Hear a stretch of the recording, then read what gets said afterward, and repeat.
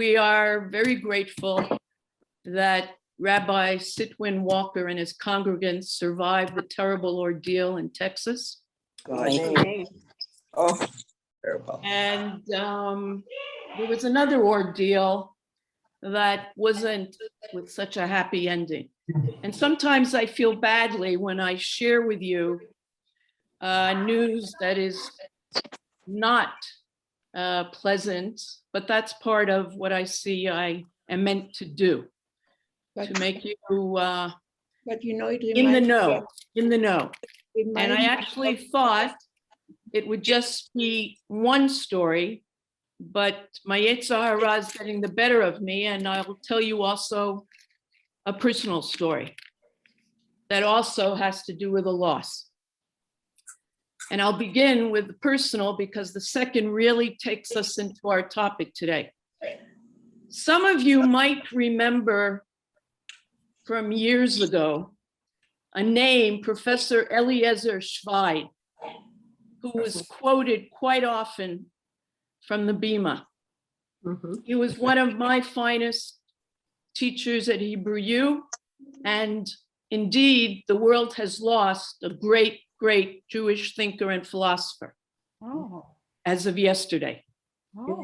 Now, what makes it personal is that the dates don't matter. But in the later years of my father's life, he and Sipora lived in Abu Tor. And my father went to a little shul there. And I mean little. And in his later years, don't repeat this, he would always have with him a little book in case he had a moment that he was a little bored or he felt he didn't have to be entirely part of what was going on, and he would take it out.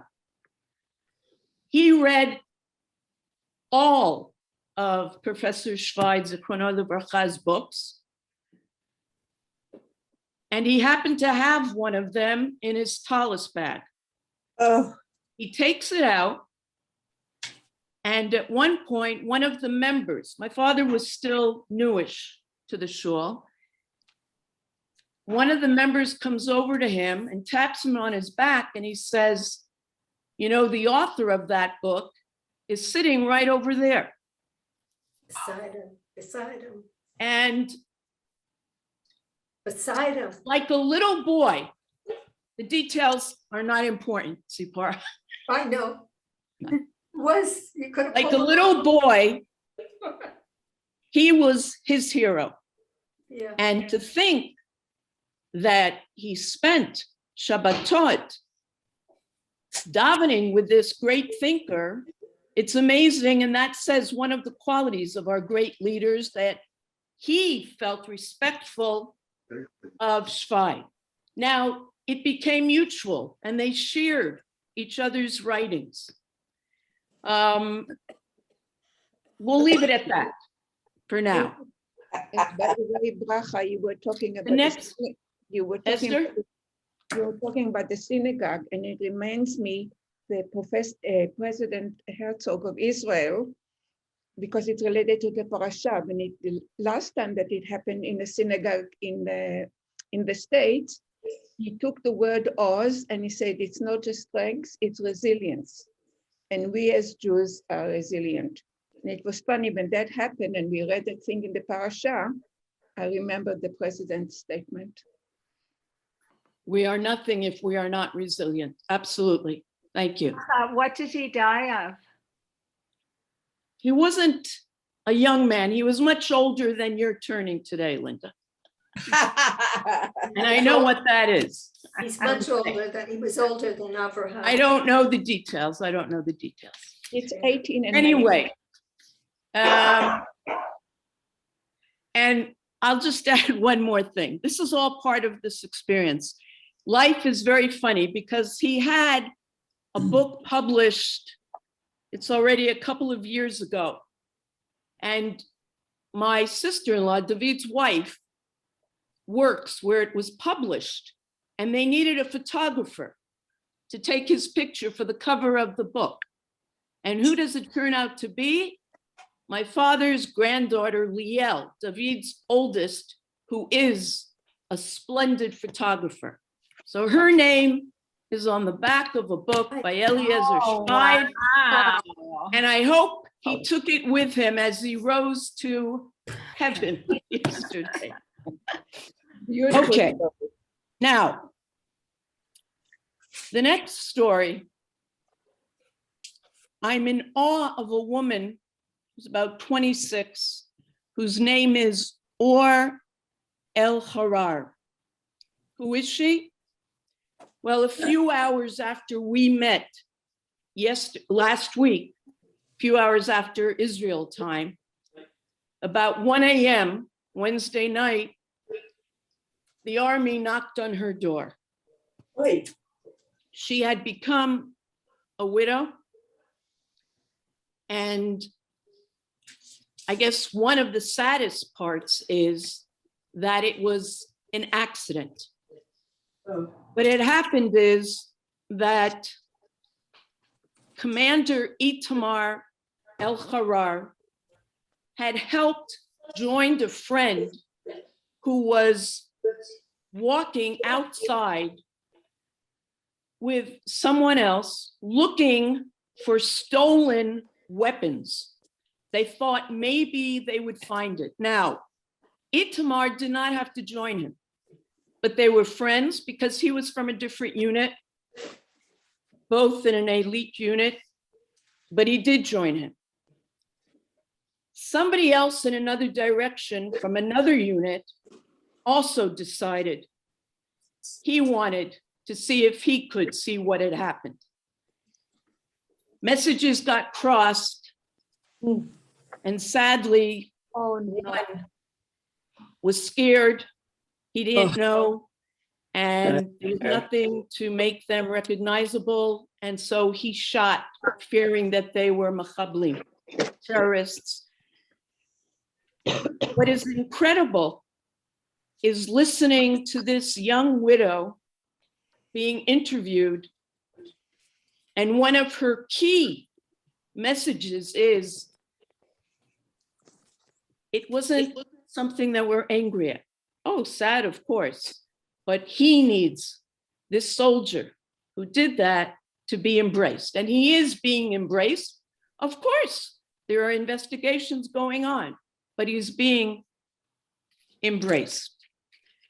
Now, a few months ago, one of Itamar's nephews needed to pick a hero that he wanted to do a project about. And he chose this uncle, Itamar. And I watched the interview, and perhaps if it was in English, I would have brought it to us as I'm wont to do, and the nephew, the 13-year-old, asks him, what is gvura, heroism in your eyes? And he answers, the ability to act in the field in battle because you love another. When I am out there, I am doing something beyond what is natural. For it's not natural to be on a battlefield willingly, but I'm doing it to protect my friends.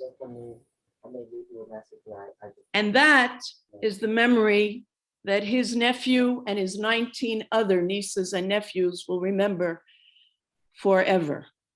And may Itamar and his friend Ofek Aaron's memories be for a blessed memory. tell both of them. Let me begin with two general comments, perhaps reminders, regarding our ongoing interaction, conversation with our Tanakh, our Bible. I believe they are particularly pertinent to today's discussion.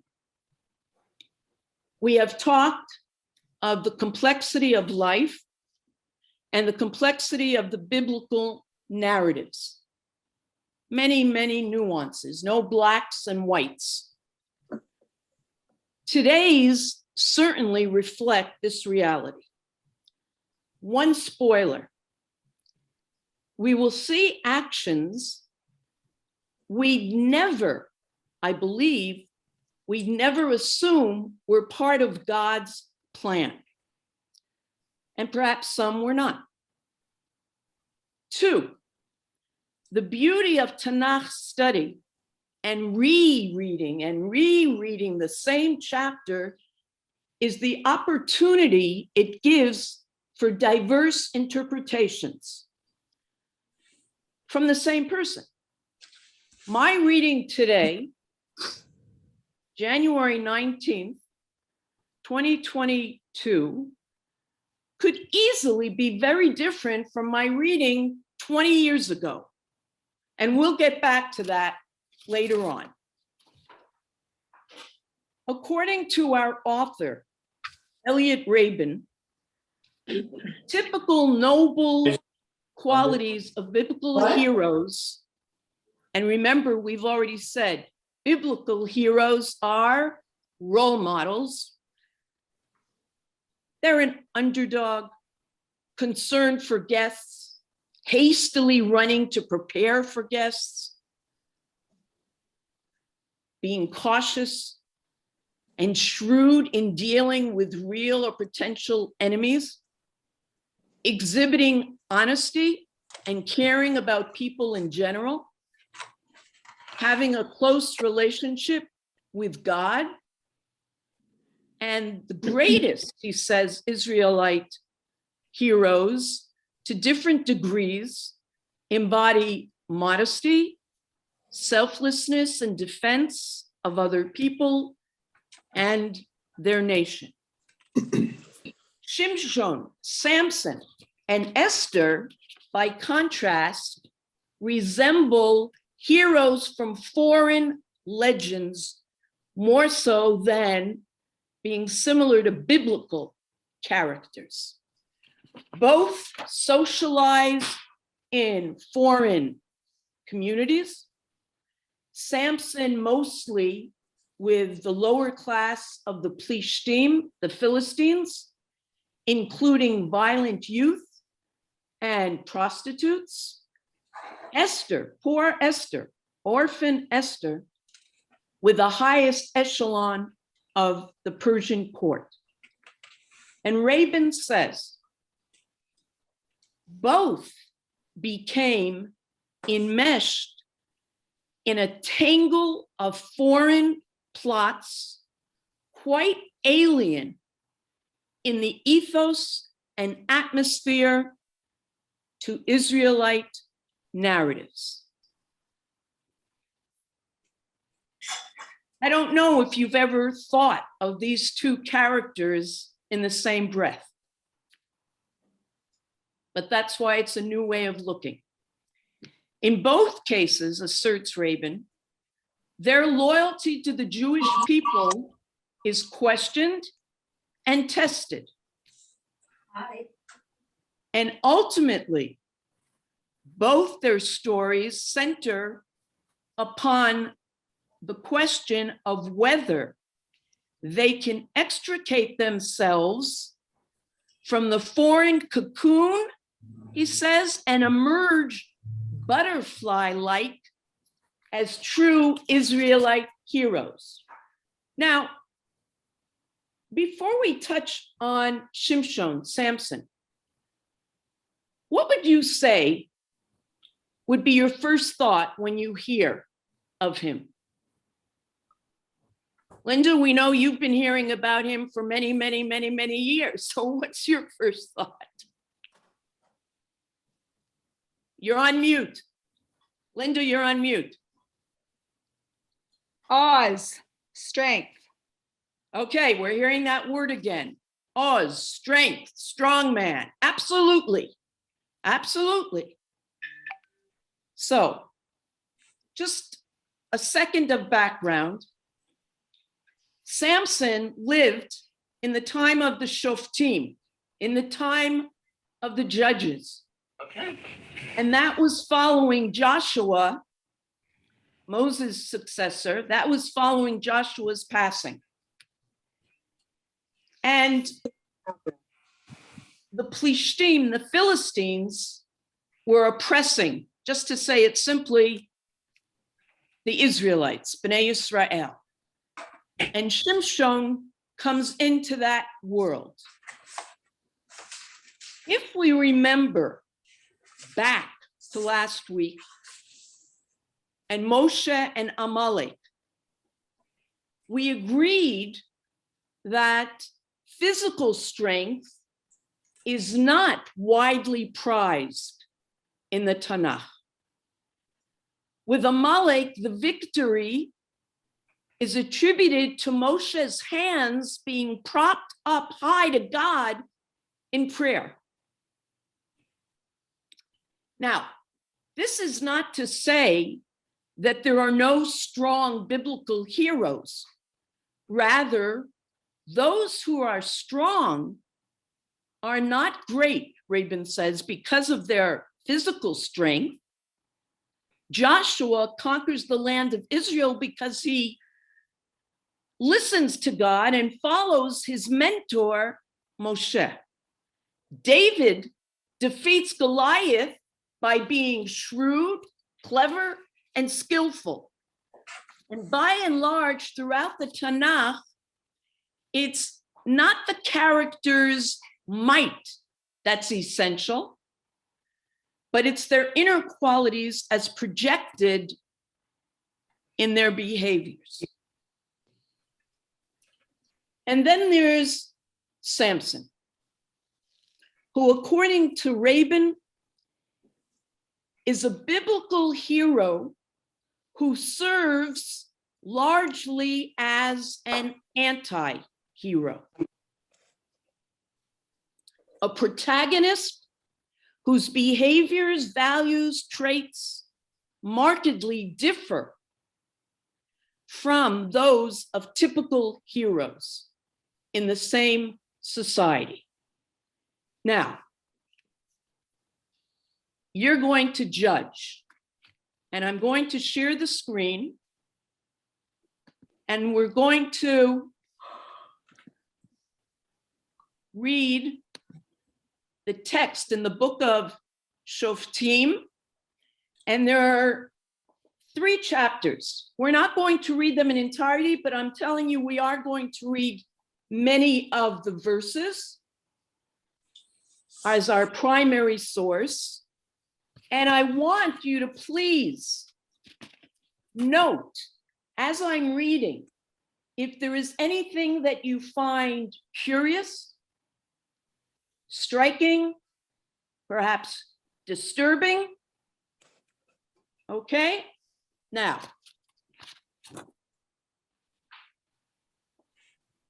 And the children of Israel continued to do that which displeased the Lord. And the Lord delivered them into the hand of the Philistines 40 years. What does it mean? It means that there was a decline in the time of the judges. Bnei Israel, the Israelites, were being influenced and assimilating into the Canaanite and the Philistine culture. What else is new? And so the scene is set. There was one man from Tzorah, from the family of the Danites, whose name was Manoach, and his wife was barren and had not borne. And an angel of the Lord appeared to the woman and said to her, "Behold, now you are barren and have not borne, and you shall conceive and bear a son." Now, that's not new to us. We've seen that kind of scene before, but not what happens now. Consequently, beware now and do not drink wine or strong drink, and do not eat any unclean thing, because you shall conceive and bear a son, and a razor shall not come upon his head. For a Nazarite to God shall the lad be from the womb, and he will begin to save Israel from the hand of the Philistines. So you've heard of Nazarites, Nazirim. Usually, a Nazir is someone who freely, autonomously chooses to constrain himself from a limited number of otherwise permitted things, such as not drinking wine. What does that symbolize? Focusing upon lofty pursuits. No contact with a human corpse, for he clings to God, and the essence of God is life everlasting. And cutting hair, what do you think it is? Now, there are different interpretations, but this is my favorite. Why do you think somebody who is trying to climb the ladder to God and nurture his or her spiritual awareness, why does that call for not cutting your hair? Personal Anyone? vanity. A question of vanity. Yofi, yes. It's protesting against the shallow preoccupation with fashion, Now, what's strange about this? Her son is not even born. And already God is saying, dictating that he is going to be a Nazir. Yeah, but it's twice in the Torah with Shmuel 2 that the mother promises what the child will do. Exactly, but that's different. Even that is different from this situation. She wasn't told that she had to do that. She did that on her own because she was so desperate to have a child. And she's to be praised for that. And we won't continue to talk about her now, but here, unlike that case, God is dictating, and that's got to have an impact on Samson somehow later on in life, that it's not up to him to choose to do that. It almost seems contradictory. Yeah. Okay, let's go on. Bracha, Yes. I think the fact that this was all occurring in the time of the judges, when society was extremely corrupt, I think that God probably felt that he could not leave it up to the individual to make the vow of the Nasir, that the command had to come from God because they wouldn't have thought of it. They were too far removed.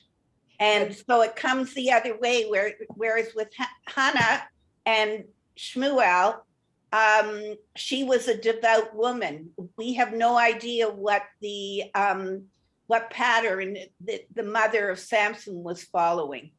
A very good thought, Marlene. A very good thought. But Um, isn't everything a colibidation? 7:45. Well, Yeah. I think from what's his name? Seth. okay, Abe, I hate to say it, but please put Sheila on mute and yourself. Okay. There is something about this, and we're going to be left with a few questions. Even if we accept what Marlene Oh, suggested, I thought you were finished. I'm we sorry. know that doesn't mean that Samson's going to accept it. You know, you imagine you dictating to one of your children, and when they get older and say, well, remember, you came into this world and you have such and such responsibility, you know what they might tell you. Now, you probably would expect, and that's what you sound like, Marlene, that you're being optimistic that because this was dictated, that he would turn out how you would expect somebody who is constraining himself would turn out. Well, that's what we're about to see. Unfortunately, Bracha, I know what the story evolves into.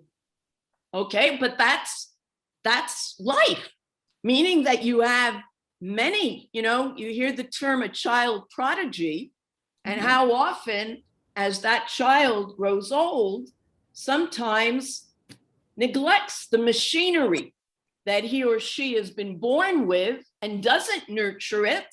And it turns out not to do him, her, or anyone good. Now, so let's see what happens now when Shimshon grows up. So Samson went down to Timnah, and he saw a woman in Timnah of the daughters of the Philistines. And he came up and told his father and mother and said, I have seen a woman in Timnah of the daughters of the Philistines, so now take her to me for a wife. And his father and mother said to him, really?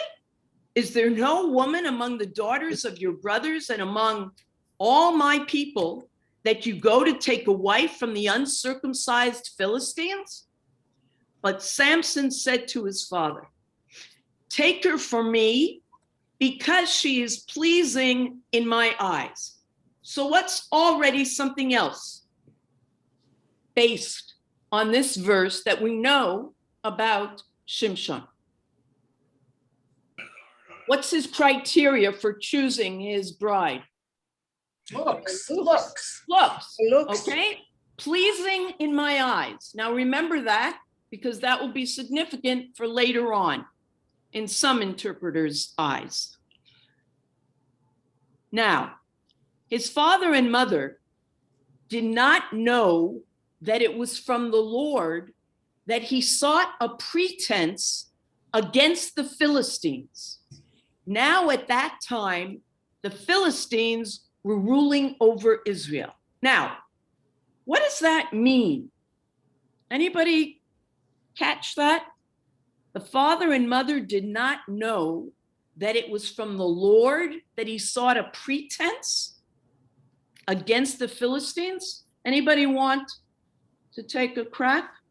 Sounds Well, like he was you looking- think that Samson is sort of trying to come up with a reason to do something against the Philistines to end their rule. And this is why, now I don't see the connection exactly, but how him taking a wife from the Philistines will allow him to sort of get in there in order for him to go against them. But that's what it Okay. basically. Yes, thank Set you, up by Michael. God. Somebody else wanted to say something. Think of the You know what? That's what I was gonna say. Okay. I think the verse is trying to, as it often does, trying to give him credit where no credit is due. I think that whoever has written these verses has come up with an excuse for Samson's actions with the Philistines. I was thinking of keeping your enemies close. Okay. All right. I would call it setting the stage. Okay, Because Helen. until then, there's no interplay. Okay. All right. We can hear, and as I said earlier, precisely for this reason, that we don't know for sure. And there wouldn't be anything more to be gained if it was explicitly said. This gives us the opportunity to think, reflect, wonder. The one who sounded the most positive about her explanation is Marlene. You've done that before, and let's see. The question is, what the pasuk is saying is it's indicating that what Shimshon does was part of God's plan. Now, that might seem strange. So some early medieval commentators suggest, because we will see that after this first one, we see Shimshon at least with two other women, and who are from the Philistines. The early commentators, one of whom is the Radak, suggests that Shimshon's involvement with all three women was indeed part of God's plan. Radak explains, listen carefully, that God wanted someone unassociated with the people of Israel to punish the Philistines. Remember, I said they were oppressing them, so that they would not act with vengeance toward Israel. What he's saying is, rather than get clearly Israelites to protest and to fight against the Philistines, because then they would take vengeance upon Am Yisrael, God purposely wanted this one individual to take care of the Philistines. And so the plan was, because he had these romances, that he became more identified with the non-Jewish society than he did with the Israelites. And God therein, Radak says, became the instrument, the perfect instrument for carrying out this plan. Okay, now, you can already be thinking what that shares in common with Esther later on, either today or next time. I'm already telling you that. Now, when you think of a judge or a prophet, you usually think that their wisdom lies in their words, their speech, their mouth. But is it so difficult to imagine that God, not just making Samson a Nazir, a Nazarite, but that he also gave Shimshon his strength was in his hands? Now, you're going to go on and see some horrific things. And maybe you'll judge, maybe you won't. Whatever. Okay? So the first interesting nuance is, as I said earlier, would we have expected God to create a plan wherein one of Bnei Israel would end up with the Philistines? Okay, now, Pasuk K, verse 5. And Samson and his father and mother went down to Timnah, and they came to the vineyards of Timnah, and behold, a young lion roared toward him. And there rested on him a spirit of the Lord, on Shimshon. And he rent it as one would rent a kid, although he had nothing in his hand. But he did not tell his father and mother what he had done. What do you read in that?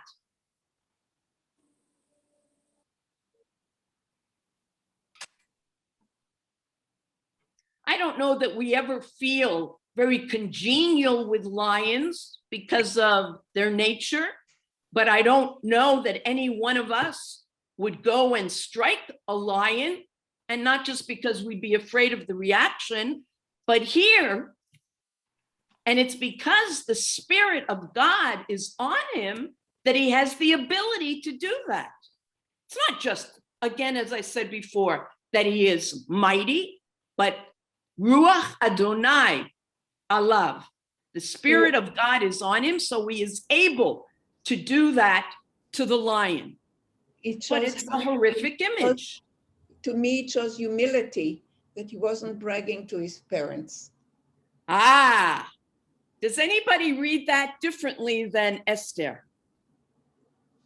You think about times when you didn't tell your parents certain things. Was it out of humility? Or is it that you thought maybe it was not the best thing for me to do? Now, that would already say something positive, maybe. Gloria, are you trying to say something? Because you're on mute.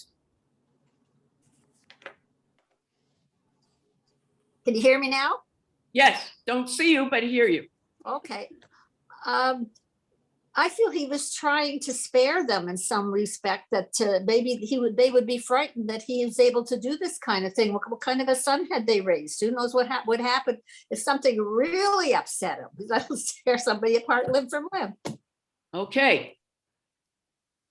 Very reasonable, very reasonable. Bracha, I have a question. The Yes. line before, it says they came, implying he was with his parents. That's When right. this lion roared at him, so wouldn't the parents see what he did? No. Commentators, yeah, that's a logical question. Say that there were a few minutes that they were involved with something else and he was on his own. Very good. Okay. Okay. What I like about that is we like reading closely, paying attention to details, because I've said this again, that no words are here just for the sake of words. Helen. Bracha, the more cynical way of looking at it is he didn't want to abort mission. If he told his parents that a lion had come at them, they may say, let's turn around and go back. Well, very good. Very good. Okay. See, we just had 3 different reactions, more to what just happened here in this one pasuk. Very good. Okay. Now, and he went down and he talked concerning the woman, and she was pleasing in Samson's eyes. If I read very quickly, it's because we don't have to dwell in it. And he returned after a few days to take her, and he turned aside to see the carcass of the lion that he had killed. And behold, a swarm of bees was in the body of the lion with honey. And he separated into his hands, and he went on eating as he went. And he went to his father and mother and gave them, and they ate. But he did not tell them that they had separated the honey from the body of the lion. I don't know. Now his father went down concerning the woman, and Samson made, this now becomes important. Not that the other wasn't. Made there a feast because the young men were accustomed to do so. And it was when they saw him that they took 30 companions and they were with him. Now Samson said to these 30, let me ask you a riddle.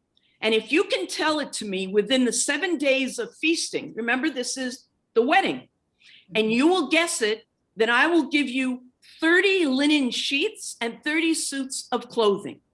But if you cannot tell it to me, then you shall give me 30 linen sheets and 30 suits of clothing. And they said to him, ask your riddle that we may hear it. And he said to him, and he gives them the riddle. The content of the riddle is not important right now. Okay. Samson's wife, who wants to know what the riddle is and the answer because they bother her, Samson's wife wept upon him and said, you only hate me and do not love me. The riddle you have asked my people, but to me you have not told it. And he said to her, behold, this is a way to endear your bride. Behold, to my mother and father I have not told it, and to you I shall tell it. And she wept upon him the 7 days that their feast lasted. And it was on the 7th day that he told her, because she had tormented him, and she told the riddle to her people. And the men of the city said to him on the 7th day, before the sun set, what is sweeter than honey and what is stronger than a lion? And he said to them, had you not plowed with my heifer, you would not have found out my riddle, meaning you must have talked to my wife. And there rested upon him again the spirit of the Lord. The Lord's spirit rests on him, and what does he go and do? And he went down to Ashkelon and killed 30 men there. And he took their clothing and gave the suits to those who had told the riddle. But his anger was kindled. He kills 30 men to get their 30 suits. And he went up to his father's house. And Samson's wife was given to his companion who had accompanied him. So look what happens in the meantime. The father-in-law gives away his wife to somebody else. Now, how do you react to something like that? I can imagine being very upset. Look what Samson does. And Samson went and caught 300 foxes and took torches and turned tail to tail and put one torch between every two tails in the middle. Now let's remember this is the time of the harvest. And he kindled fire on the torches and set the foxes loose in the standing grain of the Philistines. And he burnt up from the stacks to the standing grain and to the vineyards and the olive trees. And the Philistines said, "Who has done this?" And they said, "Samson, the son-in-law of the Timnite, because he has taken his wife and has given her to his companion." And the Philistines went up and burnt her and her father with fire.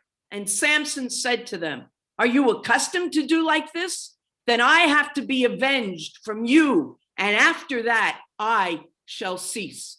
And he struck them, the riders and the foot soldiers, with a great slaughter. And he went down and dwelt in the cleft in the rock of Etam. And the Philistines went up and encamped in Judah and spread out in Lehi. And what they do is they go to the people of Judah, the Israelites, and they want Samson. Now the people of Judah say, "All right, we'll give him to you, but we are not going to kill him." And you can see as they take him, they wonder. They say, "Don't you know that the Philistines are already hard on us? Why would you do this?" So you see that the Israelites do not follow supposedly this savior, because remember, he is to begin to wipe out the Philistines. Okay. And as he came up to Lehi, the Philistines shouted toward him, and there rested upon him a spirit of the Lord, and the ropes that were upon his arms became as flax that was burnt with fire, and his bonds melted off his hands. And he found a moist jawbone of a donkey, and put forth his hand and took it and killed with it 1,000 men. Again, according to God. And Samson said, "With the jawbone of a donkey, I heaped them up. With the jawbone of a donkey, I have killed 1,000 men." So whoever said before that he was being humble, is he being humble here, or is it possible that he's saying, "I'm fulfilling what I'm supposed to be doing"? 17. And it was when he had finished speaking that he threw the jawbone from his hand and called that place Ramat Lehi. And he became very thirsty and called to the Lord and said, "You have given through the hand of your servant this great deliverance. And now shall I die of thirst and fall into the hands of the uncircumcised?" And God cleaved the socket, which was in the jawbone, and water came out of it, and he drank, and his spirit returned, and he revived. Therefore, he called its name Ein HaKoreh, which is in Lehi until this day. That's a fact. Now, is there anything that you find curious here? He's No. thirsty, and what does God do? Give him the water. But I don't find a contradiction between being humble in front of his parents, and then because he's representing God's will against the Philistines, that he's not humble.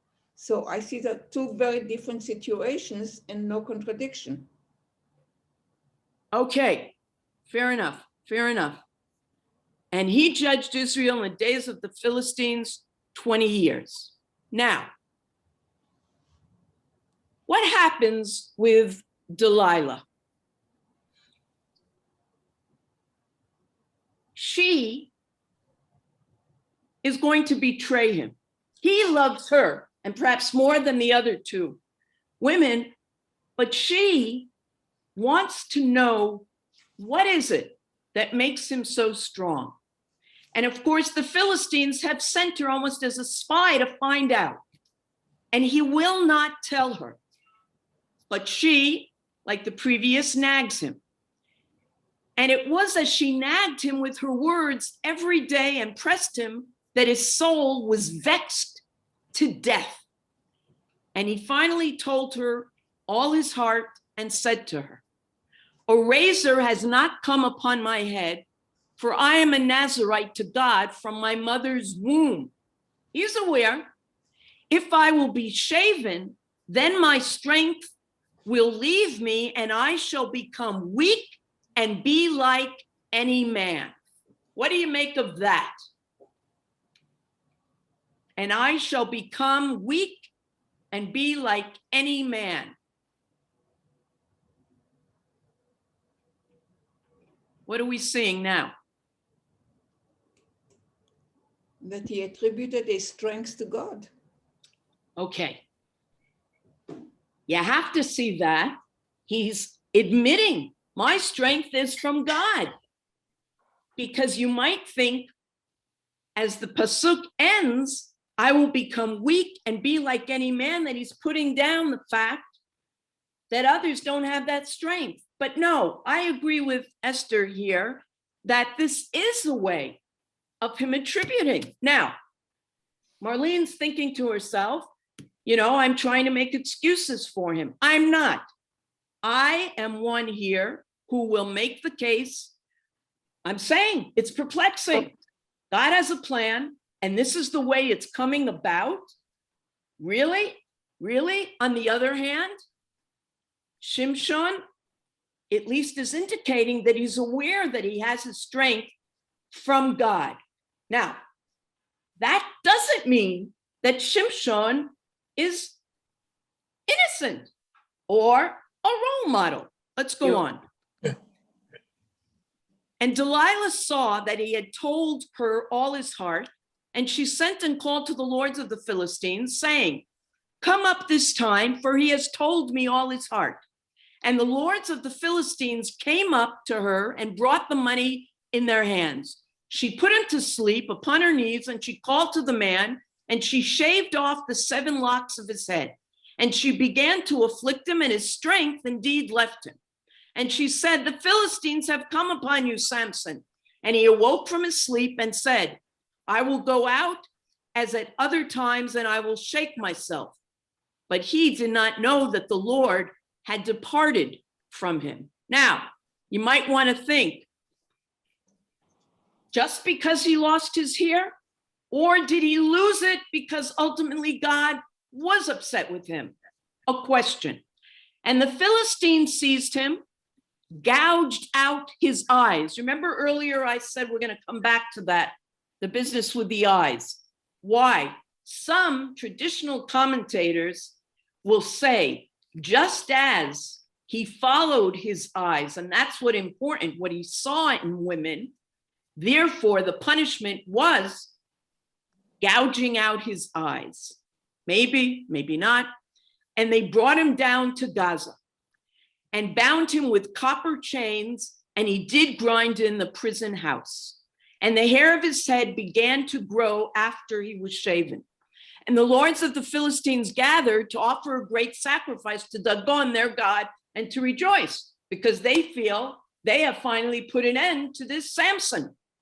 And they said, our God has delivered our enemy Samson unto our hands. Now, isn't that interesting? We said earlier, Samson is feeling a part of the Philistines, but we know no matter what, they don't really see him as a Philistine, as one of them.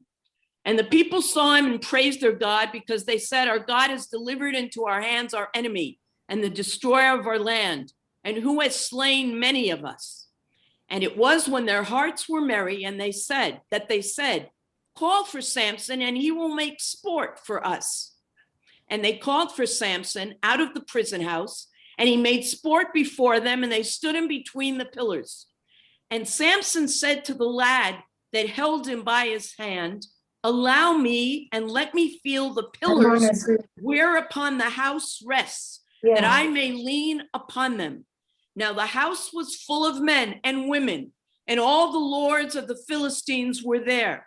And upon the roof there were about 3,000 men and women, the spectators of Samson's sport. And Samson called to the Lord and said, O Lord God, remember me and strengthen me now, only this once, O God, that I may be avenged the vengeance for one of my 2 eyes from the Philistines. What do you make of Samson's plea here to God? Well, I look at it that according to the Torah, there are mitzvot associated with each part of the body, like with the hand, with the eyes, with the mouth, like Lashon Hara and so on. And because his sin was associated with his eyes, he was blinded. Yefeh, okay? The Middle Labor commentator agrees with you, Esther. Okay, but what do you make of what he says? What is he, Marlene, what do you think of verse 28? I think that this is really the first time in this whole story that he is actually called to God and asked for God's help in what he was doing. I mean, he knows peripherally that he's a Nazir because God commanded it, but he's never really supplicated himself before God up until this point. Yeah. I agree. Now, Bracha. does that make what he's saying less genuine because it's only the first time? No, I think it makes it more genuine. I think he actually has matured up until, in my eyes, up until now, I see him only as a comic book hero who is really building his reputation on his strength and on violence. And now he's finally come to a deeper understanding of what he has to do with his life. Okay, I think I heard somebody else wanting to say something. That was me. Okay, Riva. This is all relatively new to me. And I just want to go back to bring us to this point that it seems that, you talked about the description of those who are strong are not great because of their physical strength, but because of their inner qualities as projected in their behavior. And yet Samson is drawn by his libido to the first woman, who he betrays himself by telling her the riddle. And then the second woman he betrays by telling her the secret of his relationship to God, the hair. And so I'm beginning to feel less and less of less and less respect for Samson as a hero. Okay, interesting. Juxtaposing Marlene's comment and Riva's. Well, I have one question there. All our biblical can I heroes. let me just say one thing to this. We have said, and Rabin encouraged us to be wary of even our heroes. And that's why perhaps he's not a role model. And we began by saying that Rabin said that Samson is not typical of those that we respect. Now, But when I say that it's confusing or nuanced, Samson, on the one hand, yes, he might have been a Nazir and he might have started, even though Marlene doesn't see it that way, with the intention of fulfilling God's mission. But his weakness isn't that the Philistines take away his strength, but it is his lust. It is his lust. Now, we know leaders who might achieve much, but their lust does them in. So he is not a perfect character, whatever that is. But none of the biblical heroes are perfect. That's a beauty. Nobody is. Nobody That's is. But some you don't read that they killed 3,000 people. They didn't kill 30 people to et cetera, et cetera. But Yes, Gloria. It's a beauty of Torah to show the weaknesses too. Absolutely. Absolutely. Gloria? Hey, unmute yourself, please. Sorry. Can you hear me now? Now, yes. Okay, I think it's interesting that it shows that maybe when both eyes were out, he's walking around with this horrible thing that he has to do with the weights and everything, that maybe he has matured a little bit and thought about some of his past deeds. And he realizes that God's not going to forgive him with 100% for everything that he has done. So I think when him asking for one, he just wants some help, but he knows he doesn't deserve 100% of God's help. Interesting. Okay. Only this once. Interesting. Okay, thank you. Somebody else? Bracha, Michael.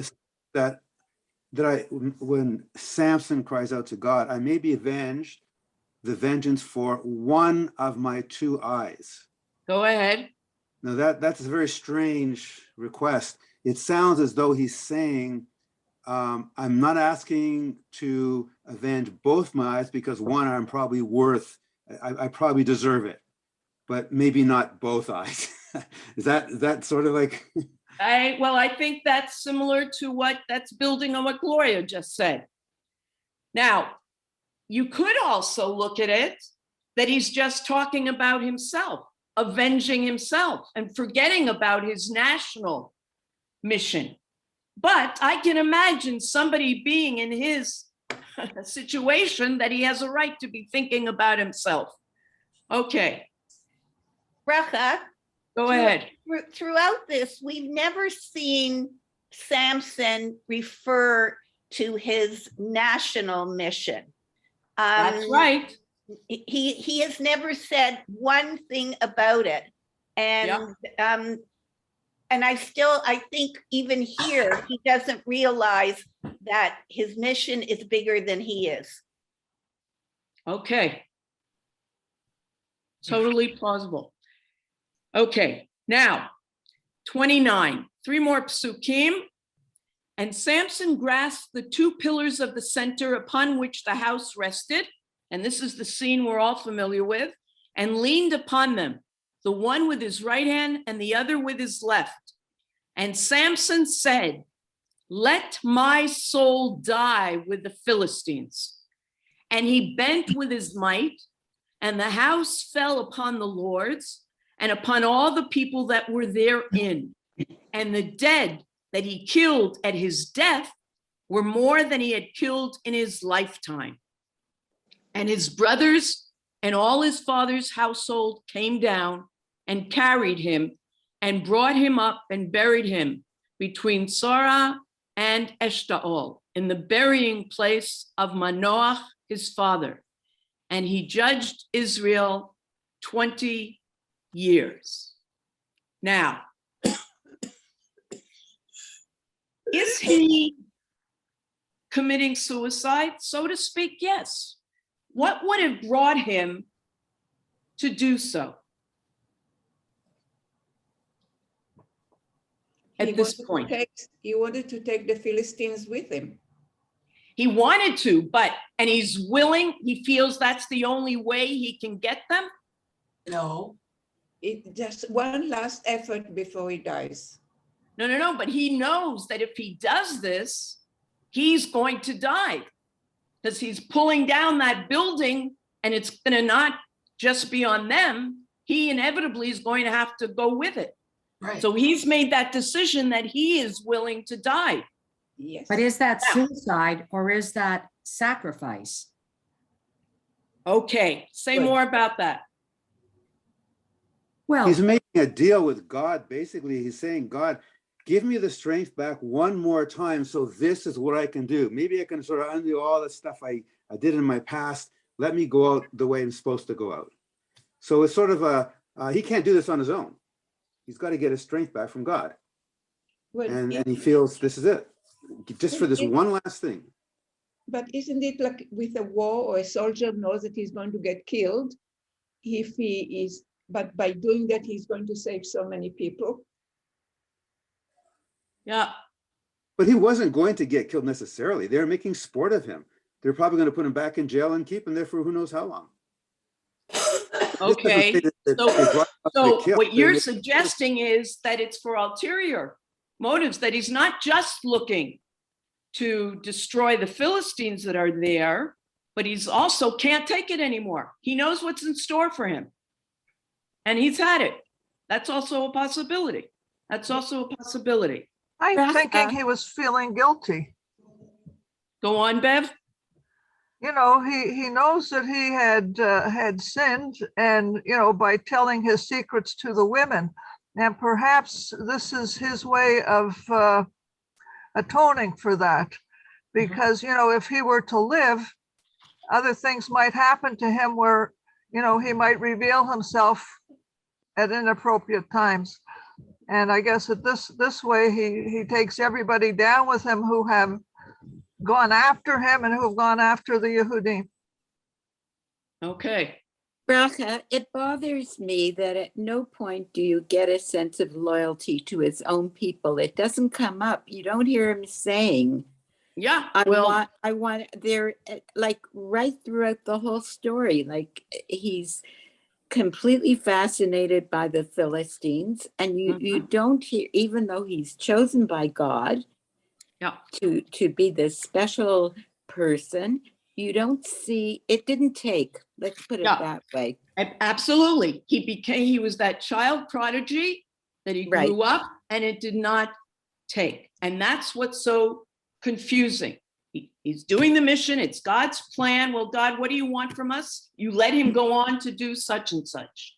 Now, it's interesting too, Bracha, because he was never honored by the Israelites during his lifetime for his deeds.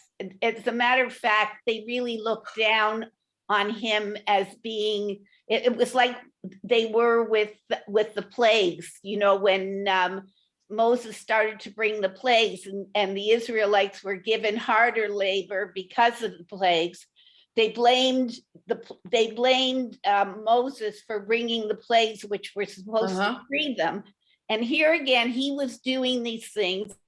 He had any knowledge that he had a national mission. I mean, I'm with Helen. He hasn't talked about it once.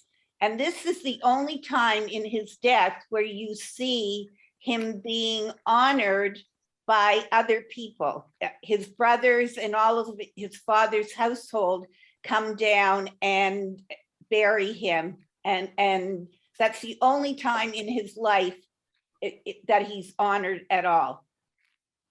Yeah. Anyone else before I share a concluding point? Yeah, I think when he wanted one eye back, he was asking for the vision again, to see God's vision. And then he realized he was selfish, and in the end, he fulfilled God's mission. Who is that speaking? Sherry. Very interesting. Very interesting. You're taking that eye really and the vision as a metaphor. Wow. Bracha, Yeah. why does it end with, and he judged Israel for 20 years? What do you mean by that? Why does it end that way? Well, it seems almost out of place. I mean, he was a judge, but that is what we've been saying, that you don't feel that there have been people following him or that he's really done that. But that was his title. That's a good way, perhaps, of summing up. It seems almost inappropriate. He was acting as a solitary soldier. He really was. And there are different explanations given for that. Was he too modest, some suggest, to lead a Jewish army? Or was it simply that he was so alienated from the people? But again, that takes us back to God saying at first, he didn't want the Philistines to take it out on the Jewish people. And so therefore he appointed one lone soldier. Who knows? But a good question. So I began tonight suggesting that one of the beauties of studying the Tanakh is that depending on where I'm at when reading and studying it, I'll see something that I didn't see another time, or accept something that I didn't accept before. So there are two takes. There are more, but there are two takes on Samson that I'd like to share with you from two specific people, and I'll leave their names till the end. And I found this in an article written by psychiatrist and historian about Samson. So he says, there is one critical perspective, and the other calls Samson the ultimate Jewish hero. The critical one cannot tolerate Samson's impulsive disregard for safety, his and others, his eagerness to initiate fights with the enemy. Can't tolerate it. The admirer values Jewish power, placing faith in physical strength. Now, what's behind the difference in these two perspectives? Well, the one who admires said what he felt 80 years before the one who is critical. David Grossman, I'm sure some of you have read his books translated into English, an Israeli author, journalist, and liberal political activist, advocates for befriending enemies. And the authors of this article explain that Grossman's approach is influenced by the fact that we now have a state and we aren't facing immediate danger. So, because of that reality, Grossman is critical of Samson, who is only too eager to go to war. Who is the admirer? Zev Jabotinsky, a writer, nationalist, Jewish political activist, who expressed his feelings towards Samson right after the Kishinev pogrom of 1903 and the rise of the National Socialist Party of Germany. I should probably be able to leave it at that.